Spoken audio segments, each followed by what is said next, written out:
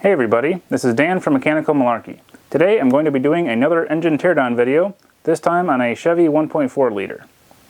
This came out of a car that I had just done some service work at the shop, and then I'm not quite sure what the whole story is, but something about they tried to start it, made a lot of smoke and wouldn't start.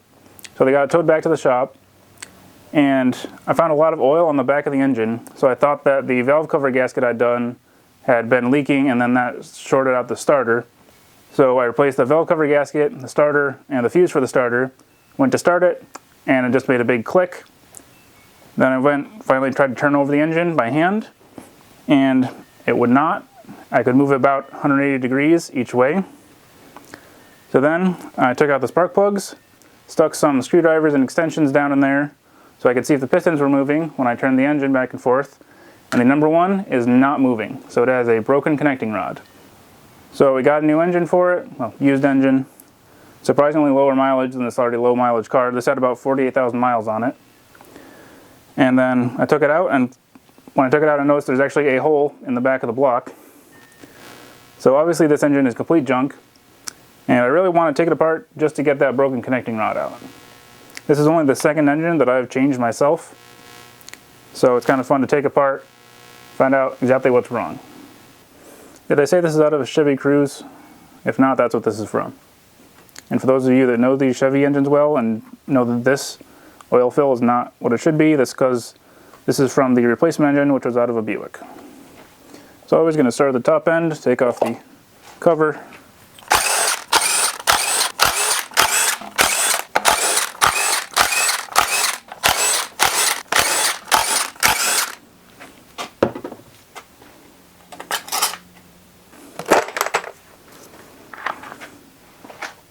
As you can see, it doesn't look very used in here because it only had 48,000 miles. But apparently whatever goes wrong on these doesn't need to be very high mileage. Surprised how small these head bolts are, only an E12 head. So I don't think I have anything to get that balancer pulley off, which means I can't take off the front cover. So to be able to take off the head, I need to take off this chain, so I'm probably just going to mess around with these cams somehow.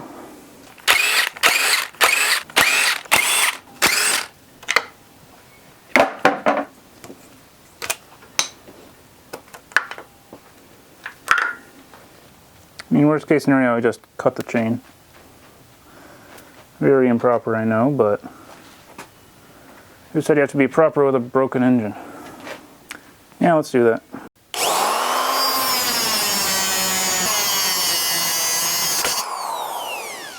There we go. Now I should be able to get the head off. It's always easier to pull the head off if you get the exhaust and intake off. Have to find where all the coolant and oil connections are. Already took one off.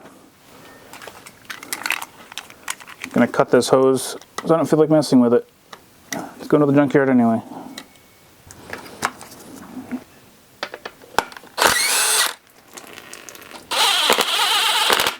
I wasn't completely ready for that. Should have had my drain bucket. Alright, try this again.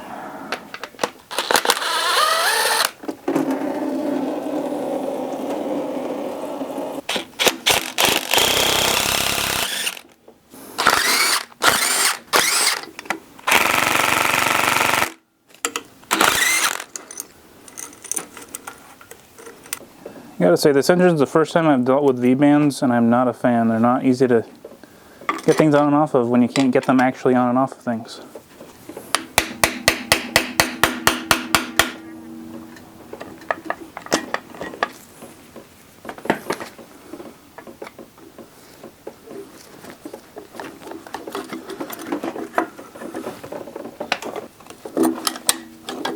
All I need is access to that bolt.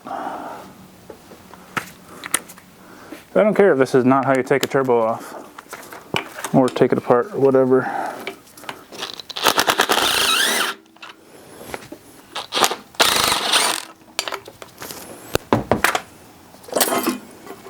And that's the dirty way of removing a turbo.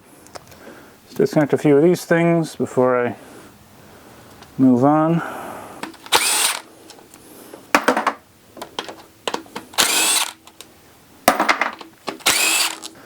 Probably should have said this at the start, but if you're looking for a video on how to actually rebuild one, this is not that video. You probably could guess by when I cut the chain.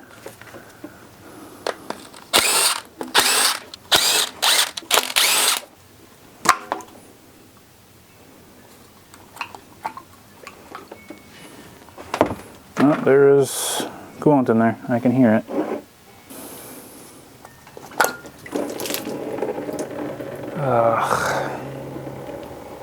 Coolant everywhere, all over me. That was not what I wanted. So if you wondered from that other video if I've learned how to not spray coolant everywhere, I have not. And I didn't put a tarp down because I didn't think I would this time. Now to take off the intake should be pretty simple and should not make a giant mess.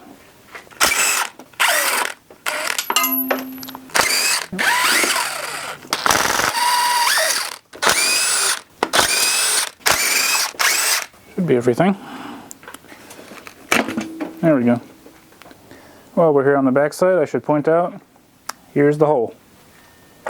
And there was this little piece still clinging on just barely. The rest of it probably ended up wherever the car was parked when it blew. So you can tell it is gone. That smells awful in there. Okay, so if I'm not taking off the front cover because I can't get the pulley off, I do have to disconnect it from the head. Should be pretty easy.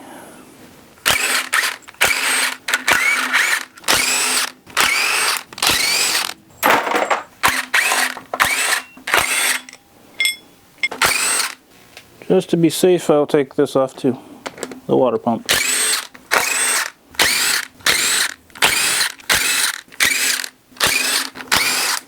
Should be everything.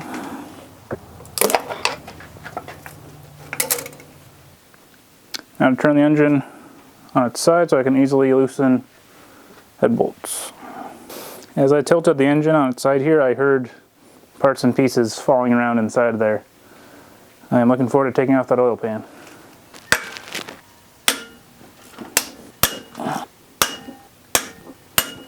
I am surprised I can loosen them this easily with a 3/8 ratchet.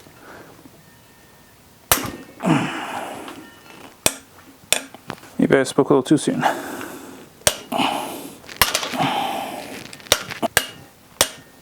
Time to remove the head bolts and then hope I can actually remove the head without taking off the front cover.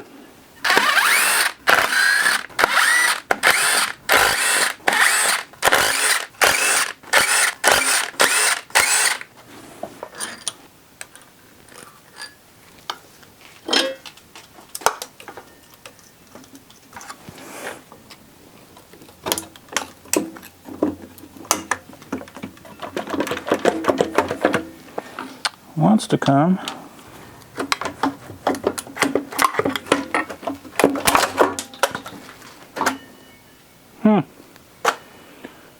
Something broke. Well, whatever this is, some kind of something with a spring just popped out when I finally got this free.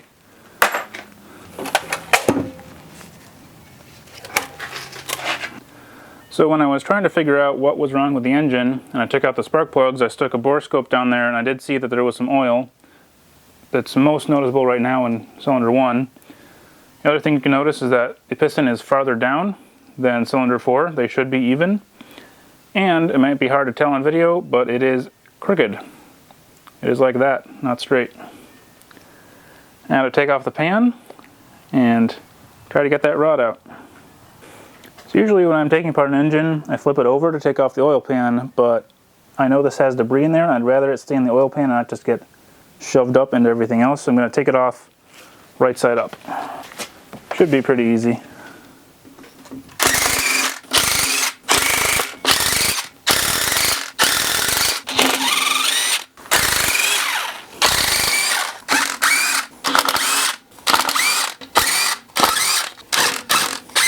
That should be all of them.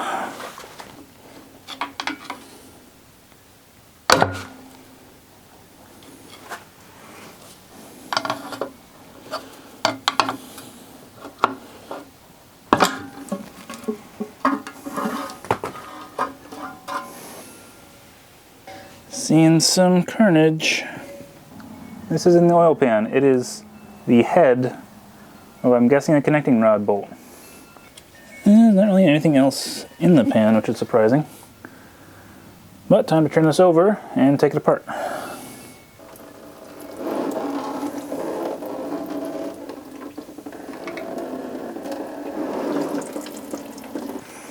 Alright, now the engine upside down.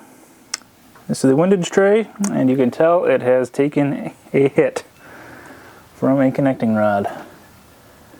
That is pretty beat up. But I guess it saved the pan. Didn't blow up the pan. That would have made it more obvious that there was a problem and I wouldn't have wasted a new starter. Alright, let's pop this off and see what we got.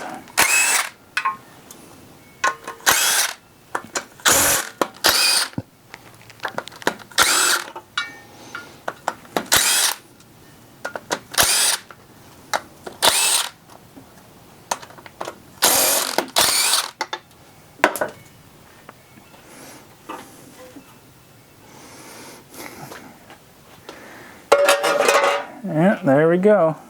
There is a broken rod. Broken rod. And that is why the engine cannot turn over fully, because this would wedge against things.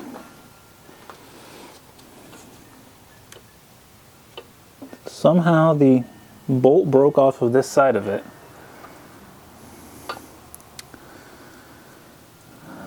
Let's see if I can turn the engine enough to take that off. Yeah, the wedges right there.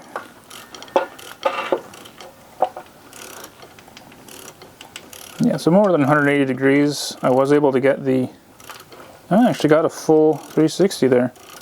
So I was able to get the 3 converter bolts out with no problem before. Alright, let's take that cap bolt off, the one remaining one.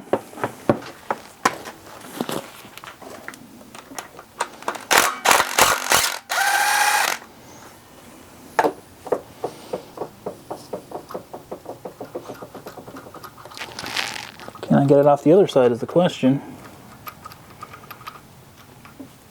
Yeah, I can't because that's actually stuck on there. So the problem is that this head broke off and the entire thing is folded over on top of there, but it's still screwed into this side. So there's no way to actually get that out.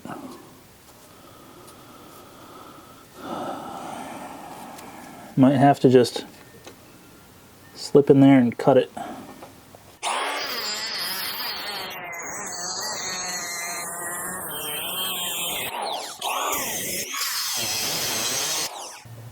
If you need one of these to take your engine apart, I think your engine's junk. Alright, so we got one half here. Other half fell down here. Get that out.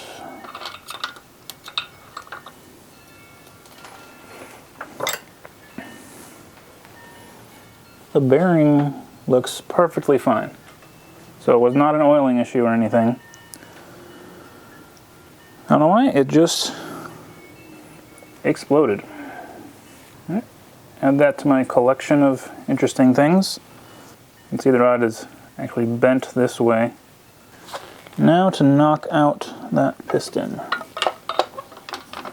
Alright, so I'll stick a pry bar down in there and hit it with a hammer.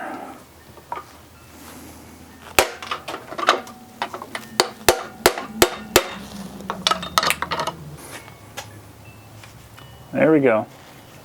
Broken rod, twisted to the side. That is impressive. I mean, sure, it's not a high performance engine or anything, but anytime you can cause carnage like that. So then the whipping around part of it hit the block on this side. See if I can fit these together. Yep, there you go. Fits right together. Yeah, your engine's toast. There we go, one junk engine and a nice display piece. I hope you liked the video. If you did, please like, comment, subscribe to the channel. Follow me on social media on Facebook and Instagram, and read the blog at mechanicalmalarkey.com. Thanks for watching.